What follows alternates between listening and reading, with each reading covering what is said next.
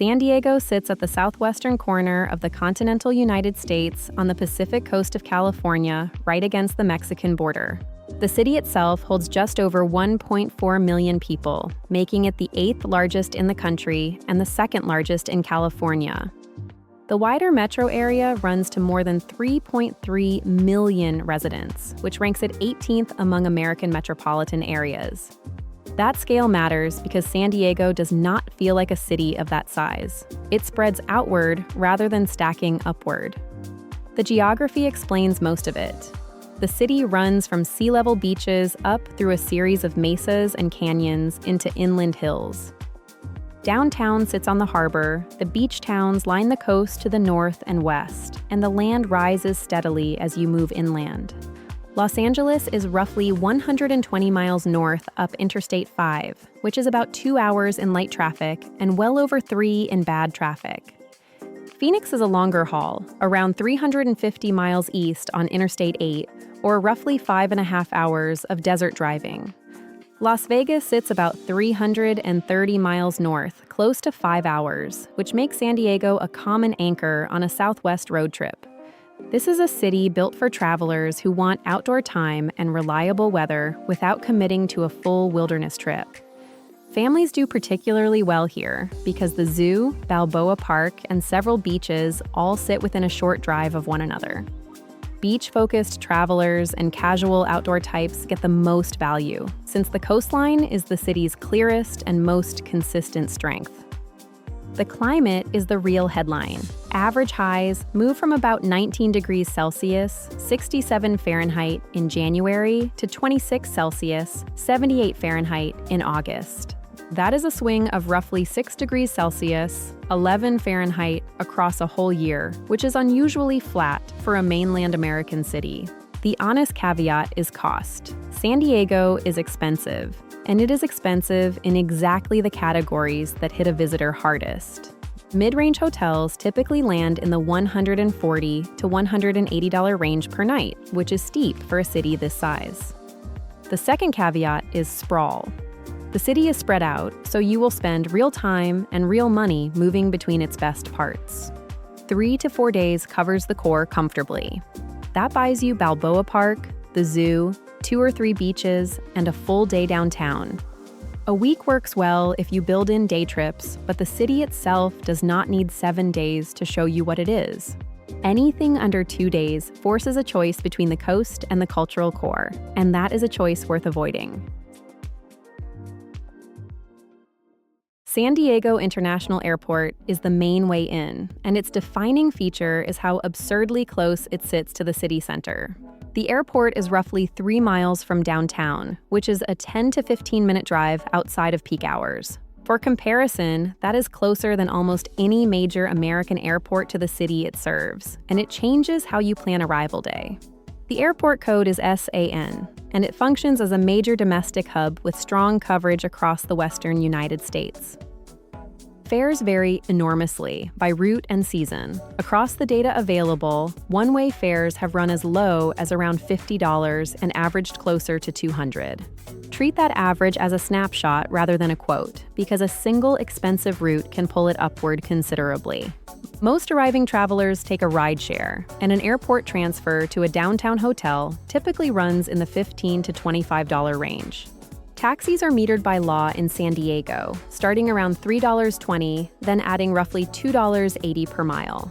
Because rideshare pricing is shown up front and traditional taxis are less common here, most visitors default to Uber or Lyft without much thought. There is a cheap option that most guides skip entirely. MTS bus route 992, the Flyer, connects the airport directly to downtown. That ride costs the standard MTS fare of $2.50, which is roughly a tenth of what a rideshare costs for the same trip. Confirm current fares at sdmts.com before you travel, since operator-set prices move without much notice. The wider transit system is built around the MTS Trolley, a light rail network running 3 lines: blue, orange, and green. The blue line is the most useful for visitors, running from the border at San Isidro North through downtown and out to University City. Worth knowing clearly, the trolley does not serve the airport.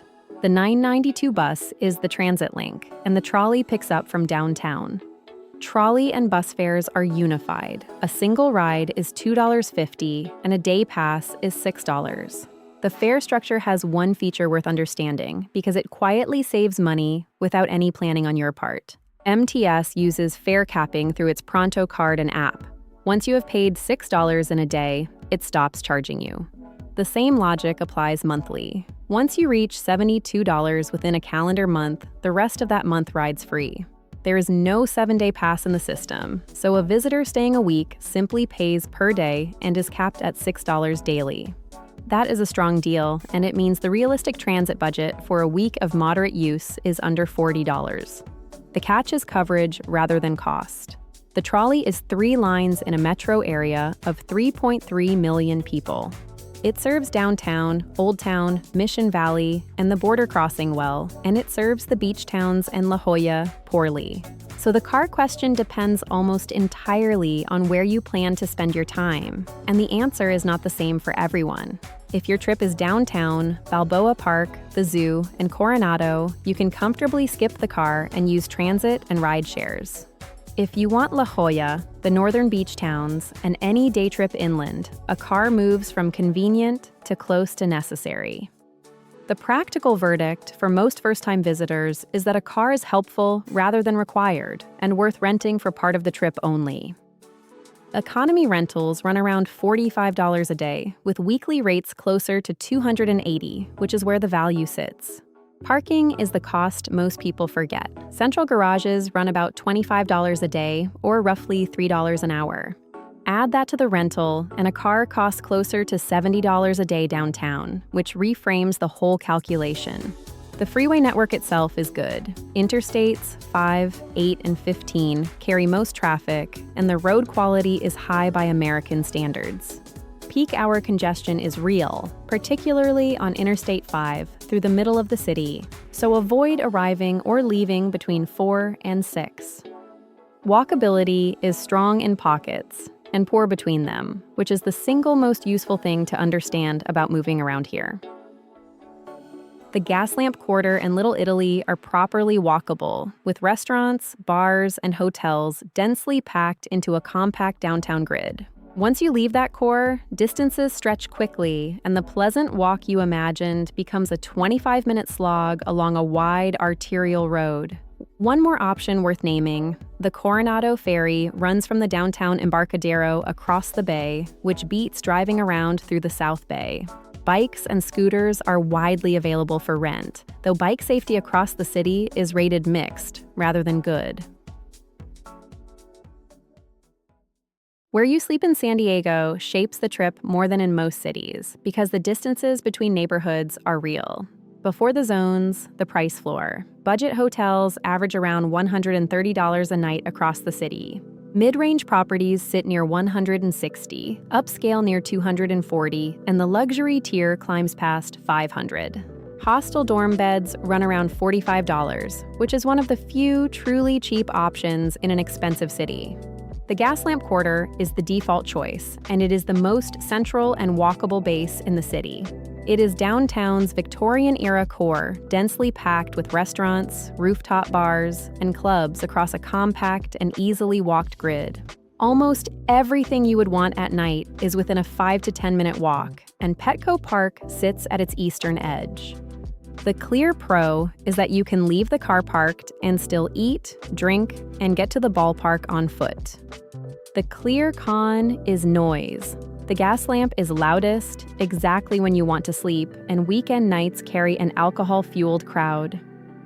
Little Italy is the alternative most repeat visitors move to, and it scores just as well on walkability without the late-night volume. It is a compact, food-focused district known for its Saturday farmers market, patio dining, and craft cocktails, a few blocks from the waterfront. The Embarcadero waterfront path is roughly a 5 to 10-minute walk, and downtown proper is a short walk or one trolley stop south. The pro is the food density, which is the best per square block in the city. The con is that rates have climbed accordingly. The Marina District is the quiet downtown option, sitting along the harbor near Seaport Village and the Convention Center. It is calmer than the Gaslamp and still central, which suits travelers who want to walk downtown but sleep properly. The Hilton San Diego Bayfront and the Marriott Marquis both sit here and both carry review counts in the 8,000 to 10,000 range. East Village is the newer downtown pocket, built around Petco Park with modern apartments and breweries and real ballgame energy. It is the best base for a baseball trip and generally cheaper than the Gaslamp, though it thins out quickly away from the park. La Jolla is the upscale coastal choice, an enclave of coves, sea lions, cliffside walks, and boutique shopping about 20 minutes from downtown. It is the most scenic base in the city, and the pro is that the coastline is exceptional rather than merely pleasant. The con is isolation and price. You are 20 minutes from downtown by car, and the trolley does not usefully serve you.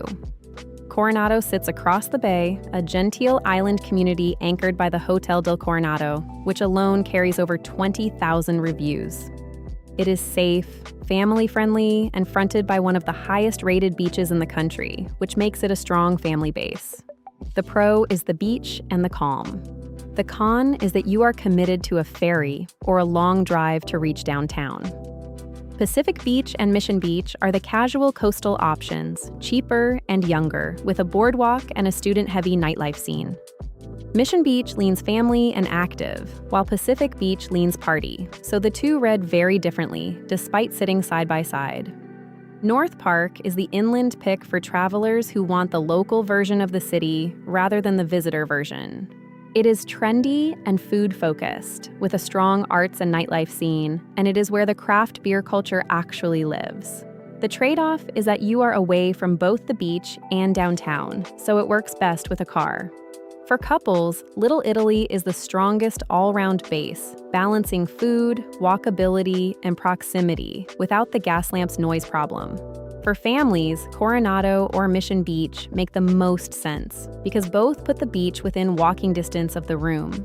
For solo travelers, the Gaslamp or North Park work best since both have bar cultures where sitting alone is completely normal. For budget-focused travelers, the hostels downtown and the inland neighborhoods deliver the most room per dollar in an expensive market. On loyalty programs, the major chains are all represented downtown, with Hyatt, Marriott, Hilton, and Westin properties clustered around the bayfront. The one zone to think twice about is the stretch of downtown east of the Gaslamp, where the streets read rougher after dark. That is not a safety warning so much as a comfort one, and it is the main reason to check exactly which block a cheap downtown rate sits on. San Diego's attraction list is unusually deep for a city its size, and it splits cleanly into 4 categories worth planning around. The single highest-rated thing in the city is Balboa Park, which carries a 4.8 rating across nearly 79,000 reviews. That is an extraordinary volume of feedback for a city park, and it reflects that Balboa Park is not really a park at all.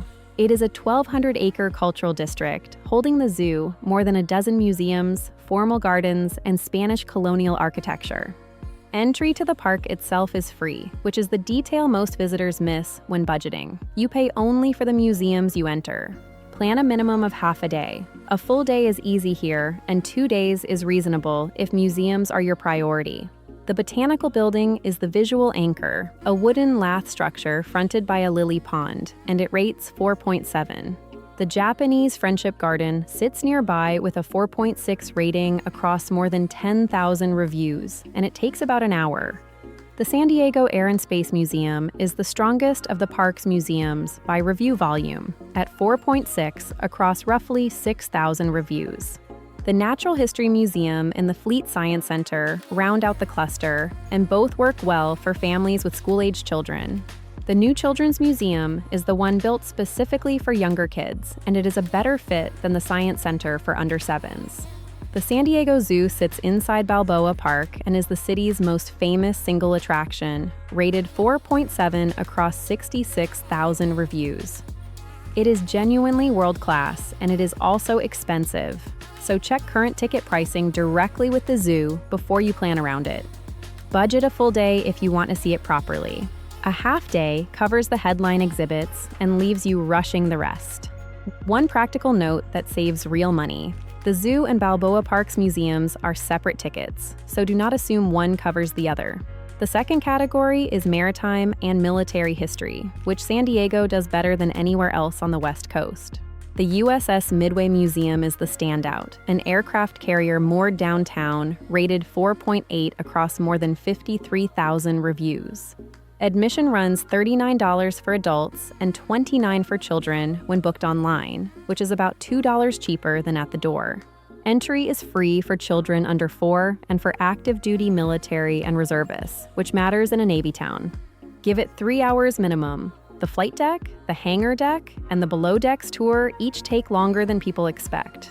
The Maritime Museum of San Diego sits a short walk north along the Embarcadero with a collection of historic ships, including a 19th century windjammer. It rates 4.7 across roughly 5,000 reviews and pairs naturally with the Midway if you want a full maritime day. Cabrillo National Monument occupies the tip of Point Loma, and it is the best single viewpoint in the city. Admission is $20 per private vehicle rather than per person, which makes it unusually good value for a group or family. Children under 16 enter free, and the site runs several fee-free days each year, including Veterans Day and National Public Lands Day. The Old Point Loma Lighthouse sits within the monument grounds, one of the first lighthouses on the West Coast, rated 4.8. Allow 2 hours for the monument, more if you walk down to the tide pools on the ocean side of the peninsula. The third category is the coast, and this is where San Diego separates itself from every other large American city. Sunset Cliffs Natural Park is free, rated 4.8, and delivers exactly what the name promises along the Point Loma shoreline. There are no railings across much of it, and the sandstone is genuinely unstable, so stay back from the edge rather than posing on it. Torrey Pines State Natural Reserve is the best coastal hike, with oceanside trails through a rare pine species, rated 4.8. It carries more than 15,000 reviews and takes 2 to 3 hours, depending on which trail combination you take down to the beach. Parking fills early on weekends, so arrive before 10 if you want the main lot rather than the roadside overflow. Coronado's beach is consistently rated among the best in the country, and the Dog Beach section alone carries 13,000 reviews at 4.7. The sand has a faint sparkle to it from mica content, which is one of the few beach claims that survives contact with reality.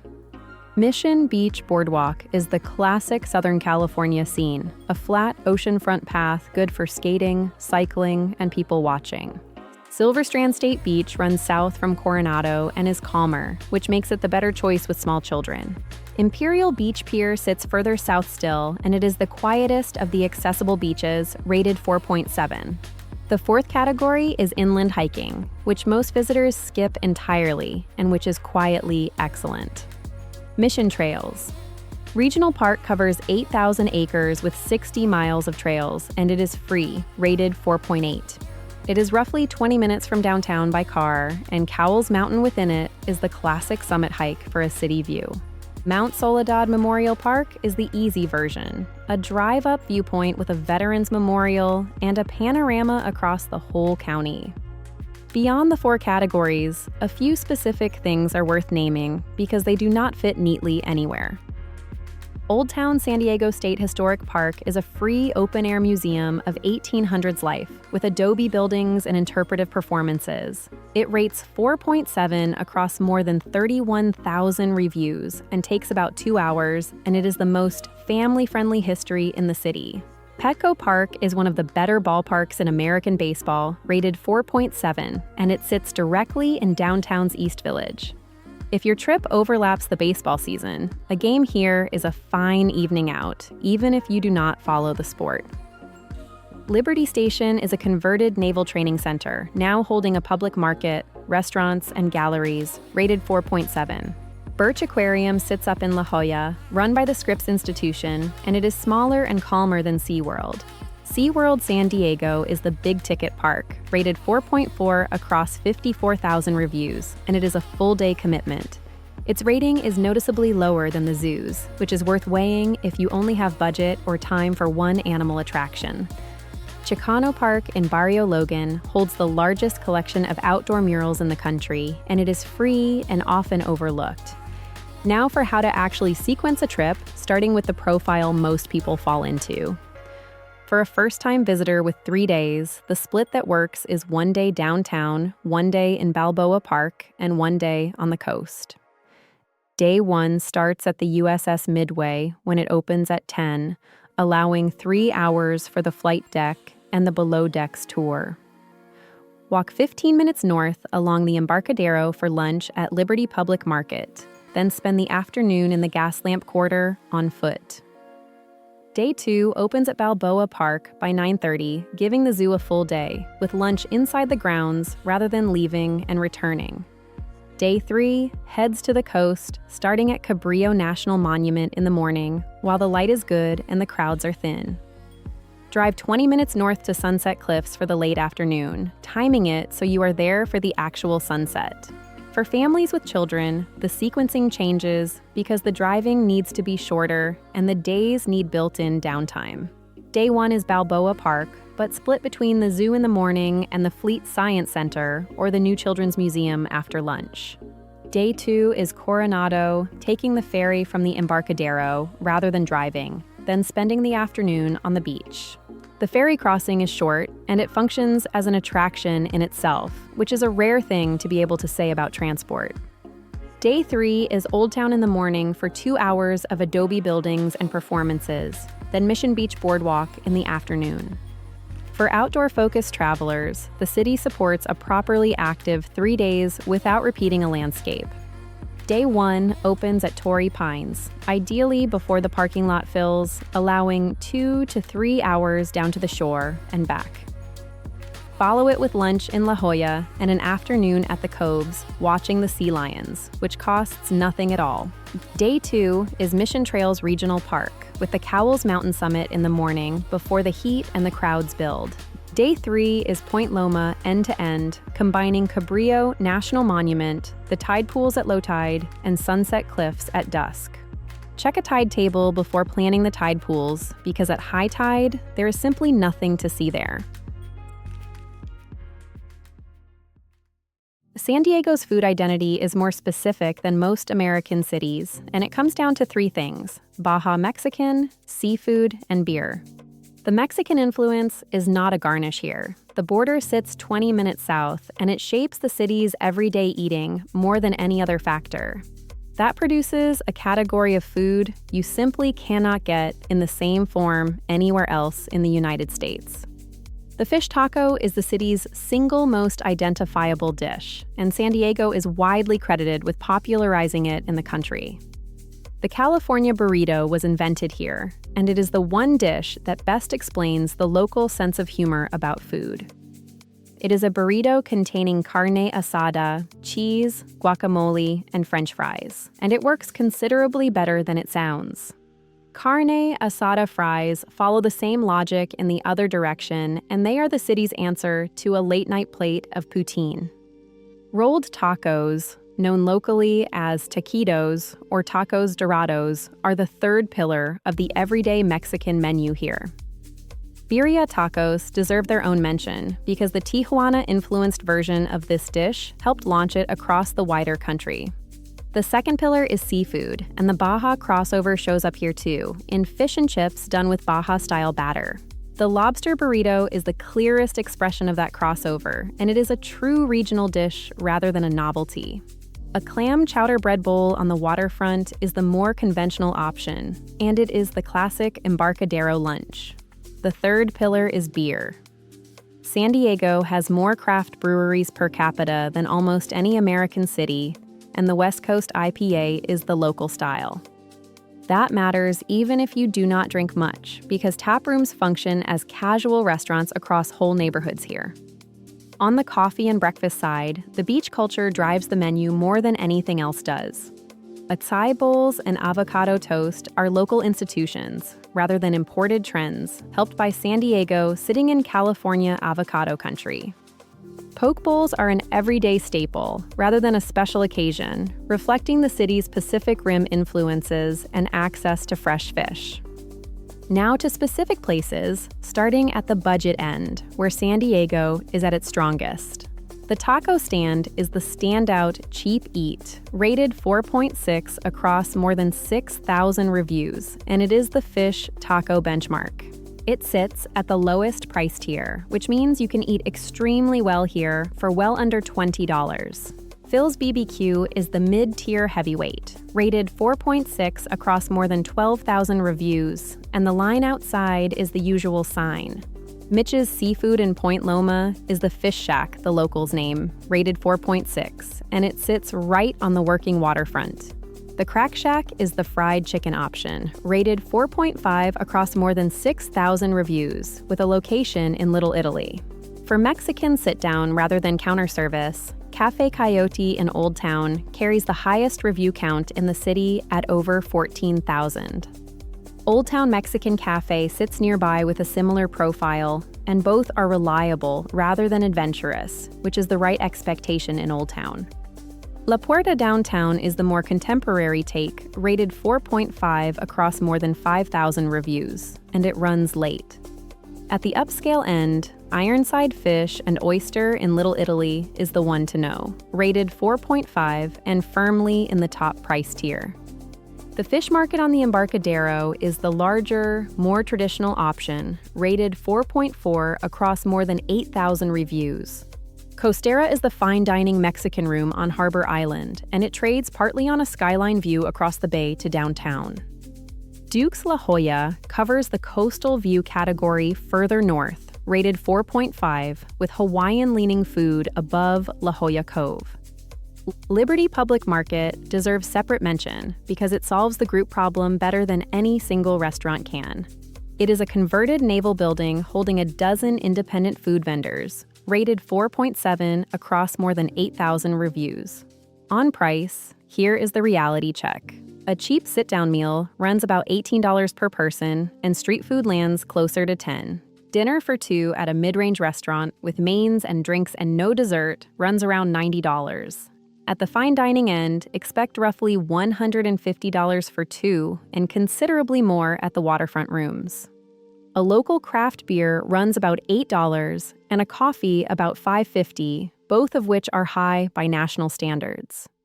Geographically, the food clusters in 4 places, and knowing them saves a lot of pointless driving.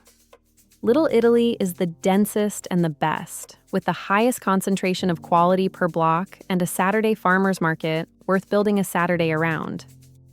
North Park is where the craft beer and the independent kitchens actually live, and it is the least touristy of the 4.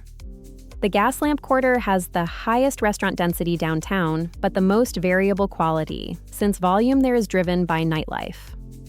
Old Town is the Mexican cluster, though it leans heavily toward the tourist end of that spectrum, rather than the everyday one. For breakfast near the main hotel zones, Little Italy is the strongest option, with cafes and bakeries within a few minutes' walk of most downtown hotels. The Gaslamp is weaker at breakfast than at dinner, so walking 10 minutes north to Little Italy is usually worth the effort. Here is how a strong eating day sequences, if you want to build one deliberately. Start in Little Italy around 8 for coffee and a pastry, and on a Saturday work, the farmers market along the way. Mid-morning, walk 15 minutes south to the Embarcadero and take a chowder bread bowl on the water as a second breakfast. For lunch, head to Old Town or a taco counter and commit properly to fish tacos and a California burrito rather than splitting the difference. Spend the mid-afternoon in North Park at a tap room, working through a West Coast IPA flight, which is the local ritual. For dinner, drop back to Little Italy for Ironside Fish and Oyster, or stay in North Park for something smaller and less booked. If you have a late night in you, carne asada fries are the correct and traditional conclusion, and they are best from a counter rather than a restaurant. One practical note on walking. Within Little Italy and the Gaslamp, you can eat extremely well entirely on foot. The North Park and coastal clusters are a different matter, and both realistically need a car or a rideshare to reach. San Diego is an expensive city, and the sensible way to plan is to accept that up front rather than hunt for a cheap version of it. Accommodation is the line item that dominates everything else, and it is the one with the most reliable data behind it. Budget hotels average around $130 a night, mid-range near $160, and upscale near $240. The luxury tier runs past $500 a night, driven by the coastal resorts and the Hotel del Coronado. Hostel dorm beds at roughly $45 are the only accommodation that meaningfully undercuts the market here. At the budget tier, plan on about $85 per person per day, excluding accommodation and excluding a car. That breaks down as roughly $30 on food if you lean on taco counters, $6 on a transit day pass, and the rest on activities. It works because San Diego's best attractions are disproportionately free: the beaches, Sunset Cliffs, Mission Trails, Balboa Parks grounds, and Chicano Park. A strong budget day here costs almost nothing beyond food, which is not true of most American cities of this size. At the moderate tier, plan on about $175 per person per day on top of a mid-range room. That covers roughly $60 of food across 3 meals, one paid attraction in the $20 to $40 band, and local transport. At the comfortable tier, budget around $350 per person per day, which assumes an upscale room and no real constraints. That tier absorbs fine dining at roughly $150 for 2, a rental car, and paid attractions without thinking about it. The transport line is where San Diego surprises people, and it surprises them in both directions at once. Public transit is remarkably cheap. $6 a day caps your fare, so a week of heavy transit use stays under $40. Driving is anything but cheap. An economy rental at about $45 a day plus $25 of central parking approaches $70 daily. Fuel adds to it, with gasoline running around $4.50 per gallon, which is high by national standards and normal for California. So the single largest budget decision after your hotel is whether you rent a car and for how many of your days. The approach that saves the most money is renting for 2 days rather than the whole week and using transit downtown. On the food line, the spread is wide enough that your habits matter more than the city's prices do. Street food at around $10 and cheap sit-down meals at around $18 keep a day's eating near $35. Move to mid-range dinners at $90 for 2, and the same day lands closer to $70 per person. 2 categories run noticeably above the national average, and both are worth knowing before you arrive. Accommodation is the first, driven by year-round demand in a city with effectively no off-season to speak of. Everyday extras are the second. Coffee at about $5.50 and a local beer at about $8 are both above what most of the country pays. One category runs well below average, and it is the one that matters most for a short trip. The cost of doing things outdoors is $0. To put that in perspective, a typical day in San Diego runs about $175 versus about $120 in Knoxville and $200 in Miami, right about the middle among these cities. San Diego markets itself on perfect year-round weather, and the data mostly supports that, with 2 specific exceptions worth planning around. The temperature range is remarkable. Average highs run from about 19 degrees Celsius, 67 Fahrenheit in December, to 26 Celsius, 78 Fahrenheit in August. That is the entire annual swing. No month is truly cold, and no month is truly hot, which is close to unique among mainland American cities.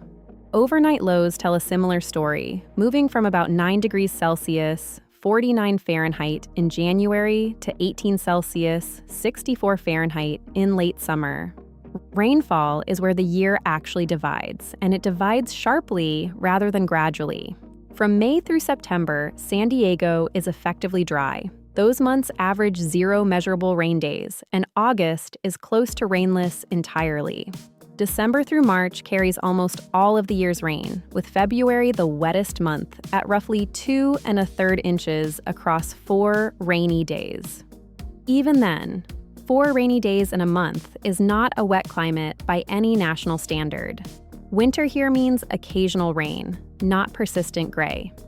Peak season is June through August, plus the Thanksgiving and Christmas holiday windows, and it is driven by school schedules rather than weather. That is worth stating plainly because the weather in the peak months is not actually the best weather of the year. The shoulder seasons are March through May and September through October, with mild conditions and noticeably lighter crowds. The off-season runs November through February, excluding holidays, and it is cooler and quieter while still being mild by American standards. Here is the data-driven answer to when you should actually go, and it is not the summer that everyone books. September is the single strongest month. Average highs reach about 25 degrees Celsius, 77 Fahrenheit, which is essentially tied with August for warmest. It records effectively no rain days, the ocean is at its warmest after a full summer of heating, and the school holiday crowds have gone home. October is nearly as good on paper, with highs around 24 Celsius, 75 Fahrenheit, and just one rainy day on average. But October carries a real caveat that the temperature chart does not show, and it is the reason September edges it out. October through December is the Santa Ana wind season, when wildfire risk in the surrounding inland areas runs at its highest. Smoke from those fires can push air quality into unhealthy ranges on individual days, and masks are genuinely advisable outdoors when it does. That is not a reason to avoid the fall, since most days are unaffected, but it is a reason to prefer September if you have the choice. The second exception is the one locals will warn you about, and it hits precisely the month most visitors assume is safest. May and June bring a coastal marine layer known locally as May gray and June gloom, where overcast sits on the coast through the morning. The raw sunshine numbers do not capture it well, so treat it as a known local pattern rather than something the temperature chart will warn you about. The practical effect is that a June beach day can start under flat gray skies and only clear by early afternoon, or not clear at all. Inland neighborhoods burn off much earlier than the coast, so Balboa Park can be sunny while Pacific Beach is still under cloud. If you are visiting in late spring, plan coastal activities for the afternoon and inland ones for the morning, which inverts the usual advice. On events, San Diego has several that will materially change your trip in both directions. Comic-Con International is the largest, drawing more than 130,000 attendees to the convention center each summer. It fills downtown hotels and pushes rates sharply upward, so either come for it deliberately or avoid the city entirely that week. The San Diego County Fair runs from early June into early July at the Del Mar Fairgrounds, drawing well over 1 million visitors across its run. Fleet Week arrives each October, a tribute to the Navy, Marine Corps, and Coast Guard, and it includes the Miramar Air Show. That air show is consistently ranked among the largest in the world, which makes it a real reason to time an October trip. San Diego Pride centers on Hillcrest each summer with a parade along University Avenue and a 2-day festival in Balboa Park. It is one of the largest Pride celebrations on the West Coast, and it has the same hotel effect as Comic-Con on a smaller scale. December Nights is the one worth knowing for a winter trip, a free 2-day festival in Balboa Park on the first weekend of December. It opens the museums for free and fills the park with light displays and food villages, and it is one of the largest free community festivals in the country. For food-focused travelers, San Diego Restaurant Week runs twice a year, typically in January and September, with Prix Fix menus across hundreds of restaurants. The September edition overlaps neatly with the best weather window, which makes it the single best timed week in the calendar. 2 smaller events round out the year. Bayfair brings hydroplane racing to Mission Bay over a September weekend. The Thanksgiving Dixieland Jazz Festival runs every Thanksgiving weekend in Mission Valley, and it is one of the longest-running traditional jazz festivals in the country. So the overall verdict is straightforward. Come in September if you can, October if you cannot, and accept the marine layer if you come in late spring.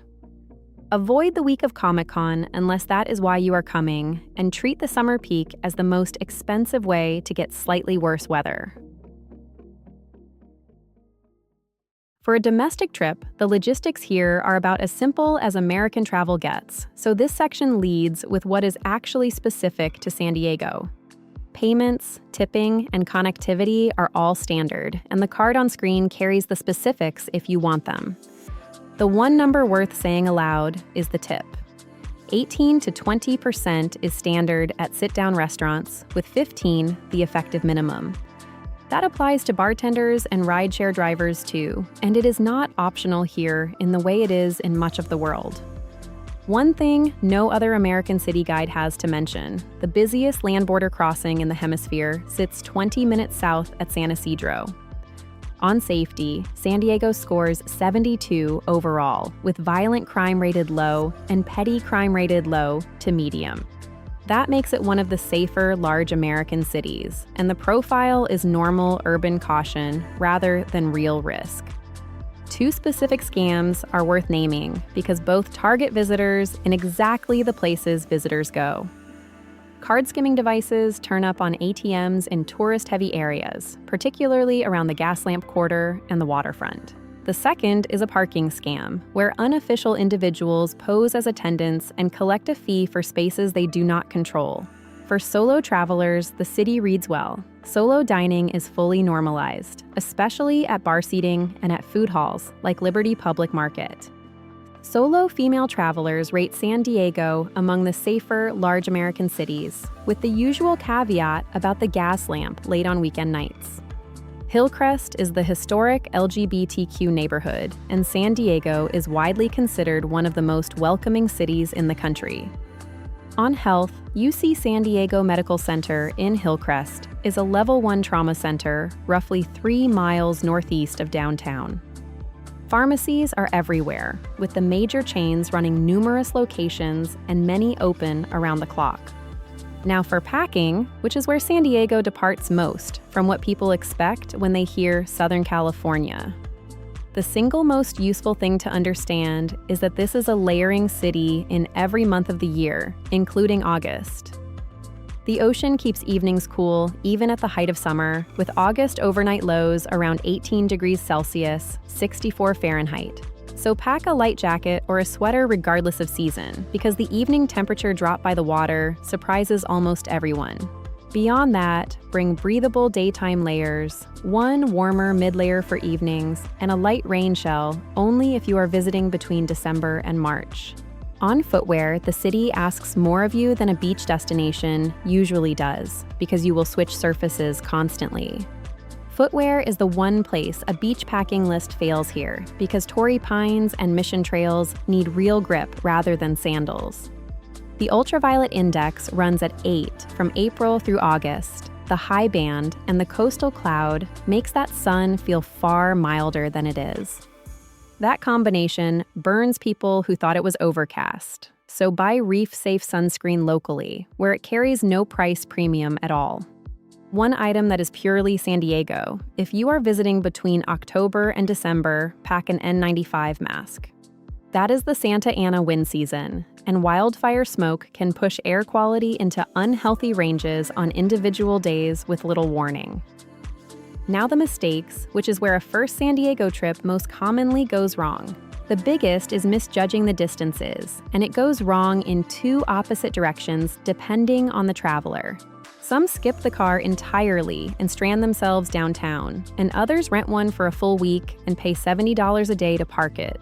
The fix is to match the car to the itinerary, renting for the coastal and inland days, and using transit and ride shares for the downtown ones. The second mistake is booking June because it sounds like summer. June gloom is real, and the coast can sit under morning overcast for most of the month. The third is the ticketing split we flagged earlier, and it is the one that costs the most. Buying zoo entry, assuming the museums come bundled with it. Assuming otherwise leads to either a doubled spend or a wasted afternoon, so decide which you actually want before you buy anything. The fourth is a transport assumption worth repeating. The trolley does not serve the airport, so do not plan an arrival around it. Finally, the tide pool timing is worth repeating, because turning up at high tide is the most commonly wasted hour of a Point Loma afternoon. San Diego is a straightforward recommendation for a specific set of travelers and a poor one for a couple of others. It suits anyone whose best day ends outdoors and who will actually get into the water rather than simply look at it. Families get more out of this city than almost any comparable American destination because the zoo, the beaches, and Balboa Park are all world-class and close together. Casual outdoor travelers do nearly as well, with free coastal hiking at Torrey Pines and Sunset Cliffs and 8,000 acres of inland trails. Food-focused travelers should come for the Baja Mexican and the seafood specifically, since that combination does not exist elsewhere in the country. Craft beer travelers have a strong case too, given the city has more breweries per capita than almost anywhere in the United States. It is a weaker choice for travelers who want a dense, walkable, transit-first city because San Diego is none of those things outside a small downtown core. It is also a weak choice for anyone chasing a budget trip, since the accommodation floor is high and there is no real off-season to exploit. Travelers who need constant cultural stimulation over landscape will likely find it pleasant rather than compelling, and 3 days will feel like enough. On value, the verdict is honest rather than glowing. You pay a real premium here, and what you get for it is consistency. The weather does what it says, the coastline delivers, and the attraction quality is high across the board, but nothing is cheap. If your priority is certainty that the trip will be good, San Diego is one of the safest bets in the country, and it charges accordingly. That's our guide to San Diego, California. Everything mentioned is linked in the description below. If you are planning another trip, we have more guides waiting for you. And if you haven't yet, subscribe so you don't miss the next one. Thanks so much for watching.